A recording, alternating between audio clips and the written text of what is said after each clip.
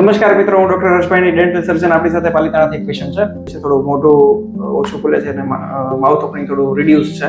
તો એમાં નીચેની ડાપણ આપણે કાઢેલી છે. એમને પૂછીએ કે કાઢવામાં કોઈ તકલીફ થઈ કે નહીં. અને હવે એમને થોડા દિવસ, એક અઠવાડિયું ગયું, અત્યારે ટાંકા તોડી નાખ્યા અને પછી અત્યારે કેવું ફીલ લાગે? પણ સેફલી બધું પાસ ઓન થઈ ગયું ને અત્યારે સરસ સ્માઇલ સાથે આવ્યા છે. યસ, કેમ લાગે તમને? ના સાહેબ, બહુ સારું છે.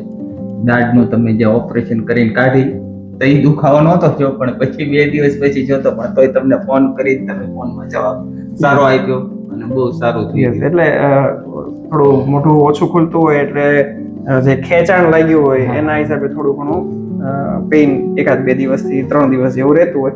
બધી પેઇન કિલર્સની ટાઈમસર દવાઓ લીધી એના પછી હવે સરસ છે. હવે અત્યારે કોઈ દવાઓ લ્યો છો? નહીં. બહુ સરસ. ચલો, અત્યારે બધું પેઇનમાં રાહત છે. પહેલા કેમ દુખાવો કઈ રીતનો હતો?